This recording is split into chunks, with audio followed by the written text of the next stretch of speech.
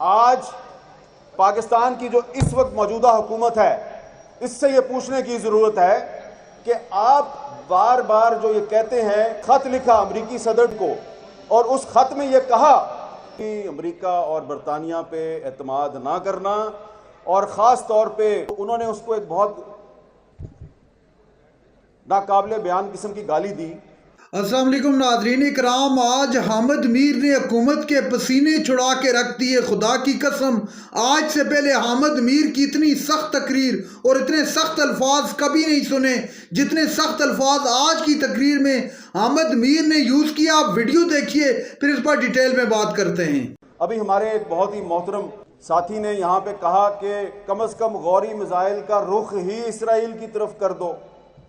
بھائی آپ کو پتہ ہونا چاہیے کہ غوری میزائل کا رخ اسرائیل کی طرف کرنے کی کوشش کی تھی ایک آدمی نے۔ میں نے ان سے پوچھا کہ یہ ڈاکٹر صاحب یہ پرویز مشرف کے ساتھ کیا مسئلہ ہے آپ کا، آپ تو ہمارے قومی ہیرو ہیں۔ تو انہوں نے اس کو ایک بہت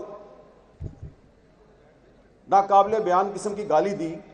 اور کہا کہ میں نے جب غوری میزائل کی رینج جو ہے وہ 5000 کلومیٹر کرنے کی کوشش شروع کی اور پروجیکٹ کے لیے جب میں نے ان سے فنڈز مانگے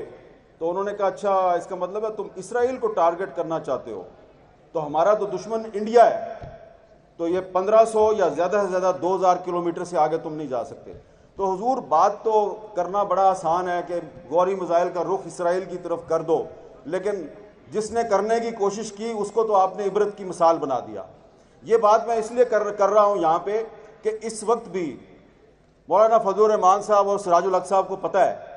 کہ اس وقت بھی پاکستان میں وہ لوگ موجود ہیں کہ جو اوپر سے تو مذمت کر رہے ہیں اسرائیلی بمباری کی، لیکن اندر سے ان کا دل جو ہے وہ کہیں اور ہے۔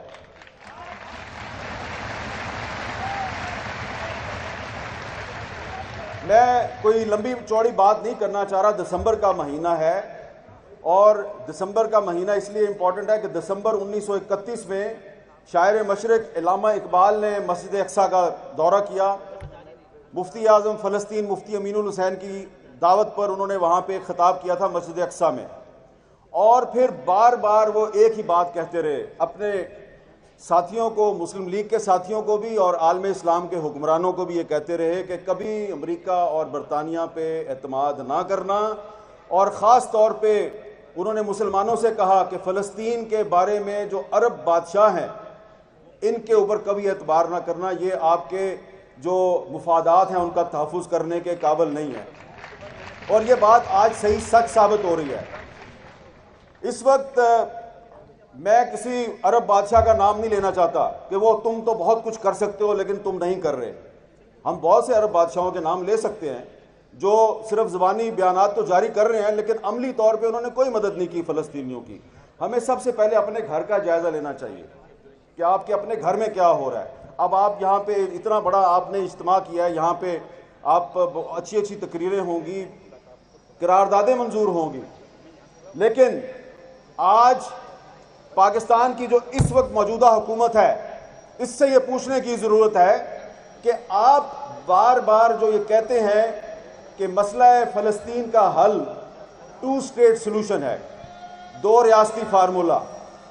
تو یہ پاکستان کی کون سی پارلیمنٹ نے یہ فیصلہ کیا؟ کہاں پہ یہ فیصلہ ہوا کہ 2 ریاستی سلوشن جو ہے وہ مسئلہ فلسطین کا حل ہے؟ جنہوں نے 2 اسٹیٹ سلوشن کی بات سب سے پہلے کی، مطلب پتہ ہے آپ کو 2 اسٹیٹ سلوشن کا مطلب کیا ہے؟ مطلب یہ ہے کہ 2 اسٹیٹ سلوشن کا مطلب یہ ہے کہ جی آپ اسرائیل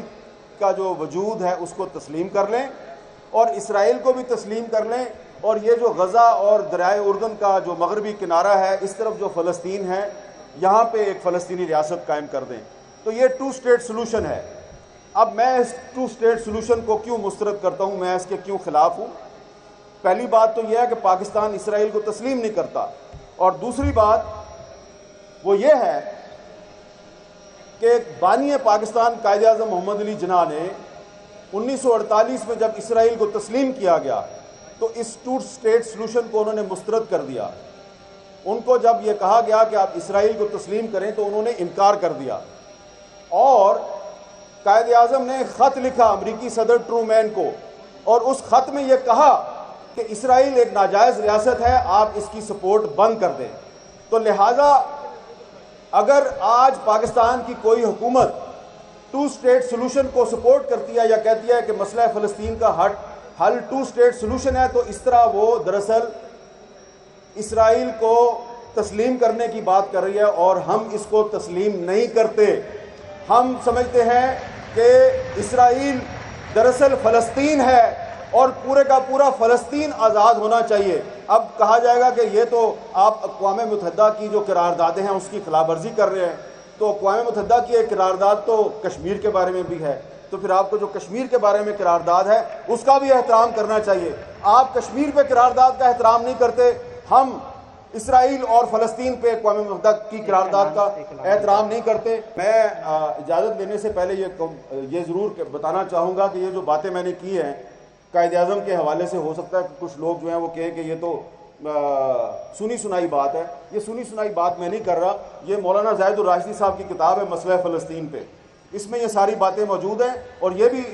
اس میں ایک پورا چیپٹر ہے کہ جو ٹو اسٹیٹ سلوشن ہے یہ پاکستان کی پالیسی نہیں ہے۔ اور ابھی اور ہم ان کو یقین دلاتے ہیں، تمام یہاں پہ جو موجود علماء کرام اور لیڈرشپ ہے، اور آپ کی طرف سے ہم ان کو یقین دلاتے ہیں کہ آپ ایک چٹان کی طرح اسرائیل کے سامنے کھڑے ہیں، اور ہم بھی آپ کے ساتھ کھڑے ہیں۔ اور وہ یقیناً بہت سے جو مسلم ممالک ہیں ان کی جو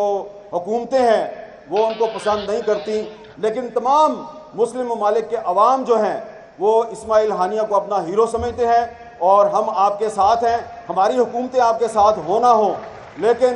ہم سب آپ کے ساتھ ہیں۔ ناظرین کرام، آپ نے ویڈیو دیکھی احمد میر کی انتہائی جذباتی تقریر، پورے کے پورے ملک کے اندر ایک قرآن سا مچا دیا احمد میر کی تقریر نے۔ آپ جانتے ہیں کہ ڈاکٹر عبدالقدیر جو میزائل بنا رہے تھے اس کی کتنی رینج تھی اور اس رینج کو کیوں کم کیا گیا۔ احمد میر نے تمام تر چیزوں سے کھل کر پردہ اٹھا دیا۔ پوری دنیا جانتی ہے کہ ڈاکٹر عبدالقدیر مانے اور جانے سائنسدان تھے، پوری دنیا ان کی دیوانی تھی، چونکہ وہ اپنے کام کی وجہ سے پوری دنیا میں آپ کا اپنا ایک منفرد مقام رکھتے تھے۔ لیکن ڈاکٹر عبدالقدیر جب میزائل بنا رہے تھے تو ان کو کس طرح روکا گیا؟ آپ نے احمد میر کی گفتگو سنی۔